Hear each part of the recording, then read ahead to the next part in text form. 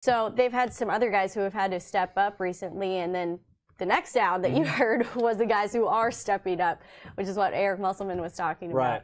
They've got some shooters on that team, even though they're without their top scorer. They do, and what you heard was Jerry Stackhouse talking about how this team will be different now that Nesmith is out, because he is out for the season, as I mentioned. He's got that stress fracture in his right foot. So what does that mean in terms of Vanderbilt and how the Commodores will look here the rest of the season? Well, this is a Vandy team that has been dangerous. We saw against Auburn that Vandy made a lot of noise, so you can't take this team lightly. We know that. You can't take anybody in the SEC lightly, but I think really, big picture, what you have to look at is what Eric Musselman mentioned. Saban Lee is an experienced player. Yep. So the offense, I don't know if that necessarily runs through him, but perhaps it starts with him.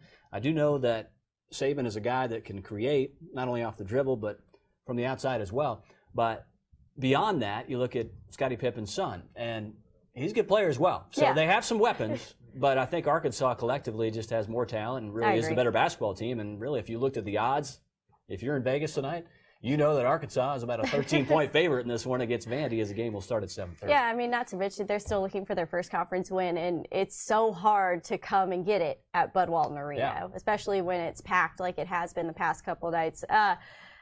Greg says that Tara and Drew do a great job on PTN. Thank you so much. That is very nice. Even though you couldn't see us for half of this, I really appreciate that. Toby said, who is the next highest scorer for the Commodores? Yeah, that's a great question. Really I'll look that up right now. Yeah, we can look it up real quick. You know, I think based on what I just mentioned regarding Saban Lee, he'd have to be the guy. That'd be my guess. That's probably about it. You know, I really think, you know, you look at this team under Jerry, it's going to be a team that's going to try to get to the free throw line. I'll definitively answer your question in a minute. But here's the point. You know, this is a Vandy team that will get to the free throw line a lot. In fact, the third most attempts in the SEC among teams getting the charity stripe. So this is a Vandy team that gets to the line a lot, but they only shoot 67%. So if Arkansas gets to the line a lot more tonight, you got to feel good about it, because Arkansas is shooting 76% from the line. But this is also a Vandy team that is 37.5% from beyond the arc. So from behind the arc, 37.5% from three for the Commodores. That's number one in the SEC. You know, that's a big part of this. And, you know, I think you just have to look at it as that matchup being one of the major storylines. Why? Because Arkansas is number one in the country in defending the three. They've done a tremendous job all year, and they've basically held teams in the 21-22% range. And I just think that it sounds so lame, but the way that this team plays, it's very obvious that they're playing for that coach, and they hustle every single minute of the games, which is why they've been able to finish them and come out on top, like recently against Ole Miss. You know, they keep battling and keep pushing, which is something we didn't see a lot from that team last year. So, with that said, and like you mentioned, I think that this team at Arkansas does just have a little bit more talent than the team at Vanderbilt. It should be a pretty good matchup, but I do think that Arkansas should come away with this one. And I think when you look at that game at Ole Miss, it speaks to the theme of this team. That is, they could be down but never out. And we know that they were down 11 at Ole Miss. They were down 11 at IU December 29th. And they just make things happen based on, okay, they get a couple of steals because we all know how effective they are stealing the basketball, but then they get people in rhythm in transition off those steals. Why? Because they can get somebody freed up like Isaiah Joe, who had 34 points at Ole Miss. And if he gets just enough separation, we all know his release is something special. Dustin wants to know, how does our post players match up in this game?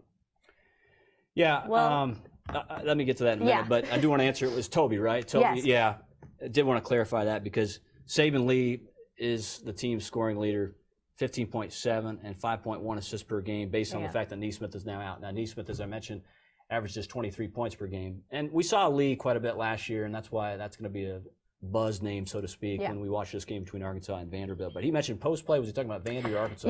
How do they match up in this game? I think he just means in general with Arkansas's post players compared to Vanderbilt. Well, you know, I think if you just look at what Adriel Bailey's been able to do this year, and I still feel like that guy needs so much help, because you don't want to see that guy wear down so much over the course of the season, because it's a grind. And when you get into the Kentuckys and the Auburns and all these mammoth teams, these outstanding programs, and you know that in the interior you're going to have help, not only from your 6th, 7th, 8th man, but, you know, obviously you got to have Bailey step up, and then Mason Jones has to rebound, because he is a guard, obviously, I should say, but he's a guy that stretches and plays the 4 position. That's the big part about Mason Jones, is that he is playing that 4 spot. And so what that does to a defense is it says, okay, we got to honor that because it spaces the floor so much for Arkansas. So when he can step out and hit that 3 ball as effectively as he does, then it opens it up, and then you get the mid-range game going because Jimmy Witt is just hanging around there. Yeah. Right elbow, left elbow, he's there. He's there to hit the mid-range, and we also had a big scoring effort there a couple games ago. And so, I think when you look at all these weapons they have, that speaks to what Arkansas can bring. But interior-wise, we all know what they need, and that is a more effective Gene Tall-Silla. Played 11 minutes against Ole Miss, got the 5 rebounds, but you got to have Reggie Chaney at some point wake up because this guy is a second-year hog, and we all know that this guy's chiseled. I mean, I look at the guy, I'm like, it's like you woke up. You woke up looking like that. I was like, if only you could walk out of the weight room and be like, hey, I look like Reggie Chaney. That dude is something special in terms of what he can do in the weight room, I'm sure, but he's got to do it somehow. And it's got to be not only front-facing the basket, he's got to somehow back to the basket, develop his game. But more than anything, he's got to get that dirty work going. He's got to tip balls around and battle and battle and battle so that the rebounding margin is not 53-24 like it was against LSU. Yeah. It's got to be maybe a 2 or 3 rebound differential so that Arkansas is not going to be hindered so much in that area. We know they can make up for it quite a bit in other areas, but when that rebounding margin is only like anywhere from 2 to 5, 2 to 7 rebounds, Arkansas, you got to feel good about their chances of winning the basketball game. Agreed. We have another question from Dwight. He says, if the Hogs win both games this week, is it possible that they finally get ranked? Obviously, they have Kentucky coming up this weekend as well. If they win both games, I don't see a reason why they shouldn't be. In fact, I think it's probably been a bit delayed. They probably should have been ranked at some point already. But, yes, absolutely, if they win. I mean, the chips have to fall a certain way. Because you have to see other teams stumble. And right now they're kind of in that 28, 29 range. And I don't know, I don't really follow it so much to where that's all I think about is rankings right now. I know that, you look at net rankings, and Kevin McPherson can speak to this because he looks at SEC power rankings every week. We know the SEC is one of the best leagues in the country. So by tournament time, you want to be ranked. And clearly, based on whatever draw you may get come March, if you make the NCAA tournament, these things factor in. We all know that. But right now, if you're staring at that number and you're not thinking about Vanderbilt, that's not a good thing. Yeah, and we talked with Eric Musselman earlier in the week, and also talked with Adriel Bailey. Yep. By the way, Drew did a nice sit down with him if you want to check that out on our website. But we asked both of them about this week and how big it is for them. And both of them said it's just all about the next game on the schedule, which is very typical. But it's also, I think, what they're going by. They're not too concerned about what comes next. They just want to win and keep it going, keep that momentum going, no matter who they're playing. So it's going to be an interesting game tonight. Like I said, I think it should be a pretty handed win for the Arkansas Razorbacks. As I mentioned, the spread's about 13. You would think Arkansas would win by at least 10. Yeah. That's my opinion. Cleavon Brown is a 6'8" guy they should look out for. He's pretty good for Vandy. But really, whether it's inside or out, I feel great about Arkansas collectively in this one because of those things I mentioned, and that is when you can defend and get that hand up and hard show, like Eric Musselman likes to say, when you have good backside help, when Adriel Bailey's fronting the post and that backside help is there, and they're just on cue. When they're in sync defensively, it's special. I mean, it's literally like top 10 in the country defensively. And we knew that was something that Arkansas was capable of when he came over from Nevada, because Nevada's teams under Musselman had those capabilities where they could create turnovers and then they wouldn't commit that many turnovers. Yeah. And that's been the mark of this Arkansas team, is that, they've had some games where they have had those mistakes and they've turned the ball over. But in those games, even at that point, they've been able to make up for it by some type of second half surge. Yeah. It's going to be a good one. I'm excited to see Eric Musselman get all jacked up on the sidelines like he always does. That's one of my favorites, yeah. And I love the enthusiasm. Yeah. And his social media as well is pretty good. Oh, yeah. If you guys haven't checked out one of his videos that he put out yesterday to try and get some fans to come out, you should definitely do it. It's like 20 seconds. Yeah. It's a good watch. It's good stuff. Back to the backcourt for Vandy just for a minute, because Scottie Pippen Jr., 6'1", 170, guard for Vanderbilt. Got to look out for him. Stackhouse, I think, under Stackhouse at Vandy, the Commodores have a bright future. I really do. It just seems like that team's kind of snake bitten too. I mean, it's weird because you know, they had some teams under Bryce Drew when he was there that were really capable. We even saw in 2017 in the SEC tournament that they made a nice run. Yeah. And that was a year where I remember being there in Nashville, Tennessee, and Arkansas went to the SEC tournament championship game, and Arkansas somehow got past Ole Miss. Sorry for the history lesson here, but I'm just kind of digressing here. But in that season at Bridgestone Arena, that SEC tournament, they got to Vandy in the SEC semifinals, and they really could do no wrong. I mean, in transition, they were getting steals. They were opening it up to where that game was so lopsided, and it was fun to watch. But, you know, Vandy was out of gas at that point. Yeah. But they made some things happen. So I think you have to just look at this like, wow, what Vandy could be if Nesmith is still there. Yeah. Because that guy's probably going to turn pro and could go fairly high in the NBA draft. I don't know. But he just gives them that much more of a dimension. Now I feel like Vandy's going to go into this game, particularly at Bud Walton Arena where it's so hard to win. And they're going to have guys looking at each other kind of like deer in the headlights, kind of like, okay, who's going to take the shot? Right. You know, and I think at that point you have to say, is it going to be Saban Lee just trying to create to get to the rim to where they get to the free throw line as much as possible, and then at the other end they're able to just hope and pray that Arkansas has an off shooting night? I don't know. But a lot of those factors factor in, particularly when you play at Bud Walton Arena where Arkansas this season is 9-0. Nice record right there. Hopefully it becomes 10-0 after tonight. What are you looking for? I mean, I think when you look at that game at Ole Miss, there are some guys where, you know, they're going to want to step up and say, okay, I just was kind of off at Ole Miss. But really, if you look at the starting five for Arkansas, Isaiah Joe had that huge second half. And I think you kind of alluded to it. You actually alluded to it in one of your stories I think you did for today, and that is Isaiah Joe's second half prowess. Right, which is, it's great. And Eric Musselman said he thinks that they're kind of actually even more of a second half team. Yeah.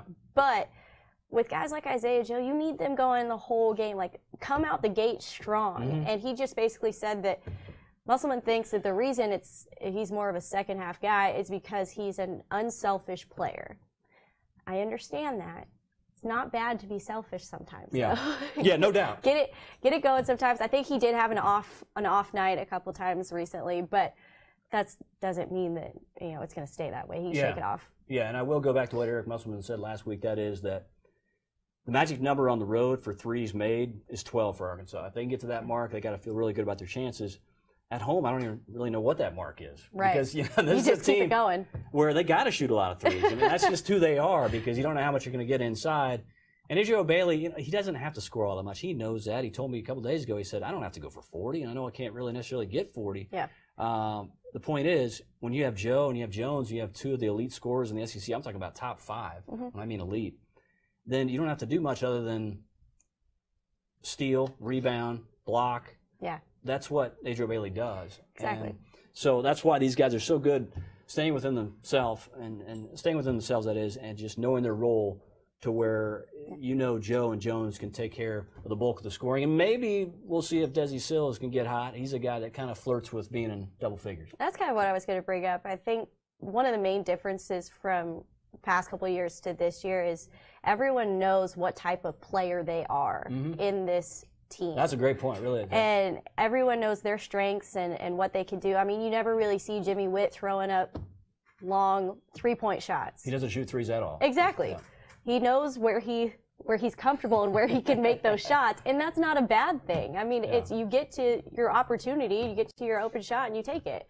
I think that's a big reason why they've been so successful. Yeah, and I think the other part is that in that pace and space offense, their recognition, they know that, okay, if it's late game situation, you know, they've had a few times this season where maybe the ball hasn't been on the right guy's hand. You know, there was a scenario at Western Kentucky I didn't like because I think at Western Kentucky you got to open it up to say, okay, Isaiah Joe is going to be another weapon, another option. It didn't really happen on that final possession. Yeah. And so they've had those moments, and Eric Musselman is such a funny dude. He's such a great guy that he actually came back that following week after that 86-79 loss in overtime in Bowling Green at Western Kentucky, and he said, well, I got my brain. It's functioning right this time around. So he kind of knew that, hey, accountability, you know, it's on the head coach. Like, I made a few mistakes, you know. I mean, Mason Jones on a possession there at Western Kentucky lost his shoe. He was delayed getting back down the floor. That impacted Arkansas the wrong way. So all these things play a big part, especially when you get a 1 or 2 possession game.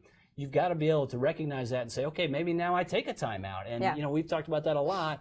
But wow, this guy, you want to talk about adjusting, and this is why he's one of the best coaches in America. Because if you've watched their games the last 3 or 4 times, the last 3 or 4 games that is, some of the sets, some of the things that they've been able to do, some of the ways that they've been able to run action out of timeouts, it's impressive. Yeah. It's really impressive because they have literally worked that to perfection coming out of timeouts. And so you sit there and say, well, Musselman never calls timeouts. Well, in those cases when he did, wow, they came out with a set that was basically worked to perfection. Yeah, it's kind of interesting. You listened to some of his press conference recently, and he talked about some of the adjustments he made recently against Ole Miss. And, you know, he thought it was great. It all worked out. They got the win. He calls his wife, though, and she brings up that, why didn't you do that earlier? Yeah. Why didn't you change that earlier? Yeah. So he's like, I got humbled a little bit, brought down back to earth, and, you know, it's just funny. Yeah, like you mentioned, accountability. I think it's a new segment. Yeah, I think we should do that. I think the new segment is called Danielle Says. Danielle Says. Yeah. She's smart lady. She is. Why didn't you just run those defensive sets the entire time against Ole Miss? But anyway, we're going to get out of here. We're going to get to Bud Walton Arena here. We have some live shots coming up as we get set for the Commodores and the Razorbacks. And, you know, this is one of those things where Arkansas absolutely, we know, has to win tonight. And it'd be nice to see them do it handily. But it's the trap game thing. You know, people talk about the trap game because – you got Kentucky coming in Saturday. That's going to be a sellout. That's a 3 o'clock game. But tonight, it's at 7:30 on SEC Network. Vandy, Arkansas, Tara Thomas, Drew Ram. And Jason Carroll is running the show, our sports director. So we'll be at the Bud. We'll see you there. I'm sure it's going to be a packed house. Thanks for joining us here pregame in Pig Trail Nation. Thanks for watching this Pig Trail Nation report.